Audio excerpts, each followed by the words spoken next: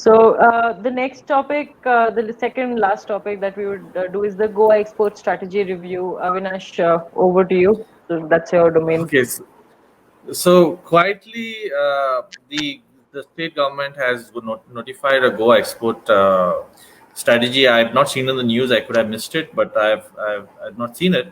And Okay. It's a document which highlights a lot of suggestions, a lot of advantage of Goa as an export hub, a lot of suggestions in that respect, Hmm. of what policy decisions have to be Hmm. taken. So Hmm.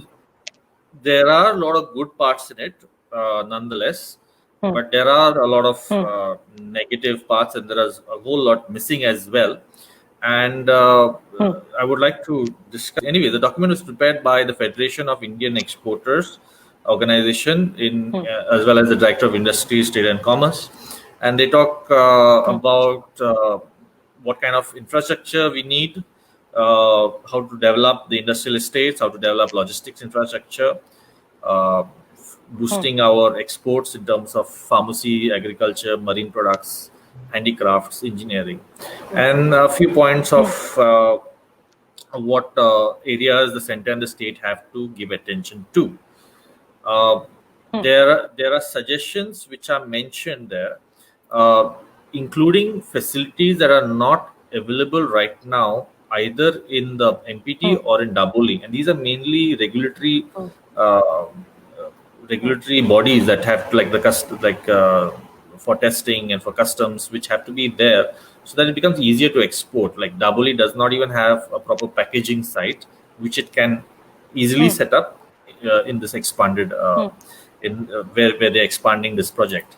So Hmm. uh, so this uh, one of the interesting thing that they mentioned here is about Daboli versus Mopa, and they have big hopes that Mopa is Hmm. going to be Mopa is going to help with our air cargo.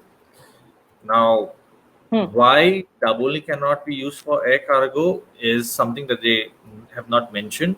It can easily be used. There is Hmm. area outside the airport where opposite the railway track. If you have been at this thing, so which can be used for cargo as well. Storage. Yes. Unfortunately, they don't. Yeah, unfortunately, they criticized Daboli, saying that there's lack of space. The customs are not able to expand their warehouse and goods required for packaging. There's a absent. There's the Hmm. absence of plant quarantine officer. There's absence of Hmm. palletization facility for pharma, and all these solutions they kind of Hmm. suggest that Mopa can do it. And but the joke is that Hmm. they say that Mopa is going to be ready by 2020, phase one of the project. I'll just read the quote: "Initiatives Hmm. required large investment Hmm. to facilitate trade to Daboli seems unviable." So they're saying that Daboli Oh. cannot have investment to expand the Hmm. facility, even Hmm. though it's being expanded right now. There's a hearing for expansion of the airport happening on the 4th, and the capacity of the airport in Okay. terms of passengers will go from 6 million to 11 million, 1.1 crores. But this is their view. Unviable for Hmm. development of MOPA. The phase one of, sorry, in view of development of MOPA airport, the phase one of which will be likely to be completed by 2020. Hmm. This document was released this week, and they are claiming MOPA phase one is going to be completed by 2020. It's not, there's no structure built yet of the terminal is not yet built, the runway is not complete. We have such people making documents. I mean, this is called confirmatory bias. This is the same thing done with the EI documents of the railway, of the railway expansion, the highway expansion, and the power lines, is where they first see what they want to conclude and then they work backwards. I mean, but anyways, Yes. just to move on, they say that they want to explore possibility of connecting Mopa Airport to Konkan Railway, even though they're 11 kilometers apart. What is the distance between Daboli Airport and the nearest railway line? It's hardly 4-5 kilometers. I mean, the railway line just goes along the airport. The station is a little ahead, Hmm. but they somehow they're so transfixed in pushing MOPA as the solution to our problems that they are not considering the asset that is there right now, a centralized asset like which is just few kilometers away from the port, from the railway lines. And this is a kind Hmm. of policy uh, policy frame, thinking that we have. And another point I just want to touch in, because we have 2 points rather. One is, it says that in terms of pharmacy industry, that there's no sufficient staff, which is true, because we have only one pharma college. We have five engineering colleges, the last I counted at least, degree colleges, and most of the students go abroad. A lot of seats remain vacant because there are no takers for it. But unfortunately, government has not promoted additional pharma college, in spite of the fact that we have so many pharma industries here.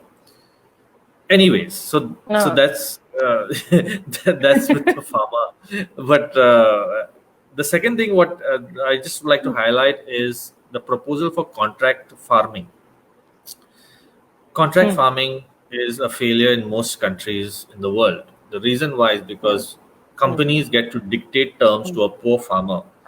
uh, Company can say, you sell me X kilos of rice or vegetable, and if it's not up to my quality, I will reject the whole thing, and then the farmer has nowhere to go with all the produce. And the Yes. law of the Farmers Act, which people are opposing in Delhi, which there are huge protests going on, says that Yes. the farmers can only go to the district administration for arbitration of this contract, for implementation of the contract. They cannot go to any court. Hmm. Goan Hmm. farmers have been toiling for years together just to get a tenanted property on their name. You think Hmm. that they are going Hmm. to be Hmm. able to fight a big corporate? They're going to fight for to implement a contract to get payments done to them on time? That's absolutely absurd. Uh, Contract farming will not work in Goa. We need a proper framework. We need the Hmm. horticulture, the agriculture marketing board to play the role. We need Hmm. good modernized mandis. We need good marketing, good logistics, cold storages. These are things that government has to invest. Simply Hmm. saying contract farming is going to solve this problem is not the solution. It will create more problems, and eventually, all the land, especially the lakhs and lakhs square meters of orchard land that is there in the interiors, where people like us don't get to see what is happening, that will go into the hands of private Hmm. companies, and eventually, it will be disastrous, both in terms of our few food security, but also in terms of the environment and the economy. So yeah, Absolutely, that's just Avinash. to And summarize. I would We like can. to also uh, underline the fact that these farmers' bills are so anti-people and anti-farmers to begin with. They leave the farmers with no choice. And again, it is to the benefit of private entities, large food and agro business MNCs who are going to enter this industry and actually take all our farmers to ransom. And actually dread to think about what's going to happen to a small state like us, like Goa, where farmers also do not have large tracts of land and they don't have much say. Uh, so this playing out is like a horror movie in motion right in front of our eyes. And I don't blame the people at all who are protesting against this, because it's absolutely, absolutely against the farmers in every single way. Well, to their credit, of this exporter, this report, they do mention that we need to Hmm. encourage community farming, so that local Hmm. farmers could derive maximum benefit from the government scheme. But this is just one bullet point in the report, whereas the contract farming is an entire box, a highlighted box in that report. So the priority is very clear from the way they presented both the ideas. In Goa, we need Hmm. community farming, where the farming community or farming society can procure heavy machinery like harvesters and all, and they can decide what to cultivate, so that everyone coordinates with the produce to regulate prices. Otherwise, right now, what is happening? Nobody knows what is going to be cultivated in another farm. Suddenly, there's an oversupply of Hmm. particular type of vegetable or rice, and the prices drop, and then the farmer goes in Hmm. a loss. Hmm. No, absolutely. I mean, one can understand to the level of coordinating and having a synchronized way of tilling and making produce.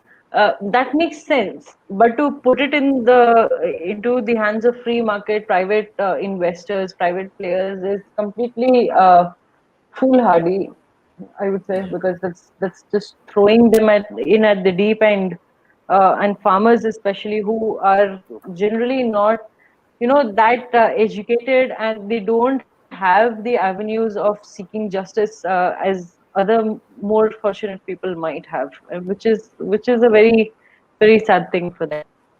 Absolutely.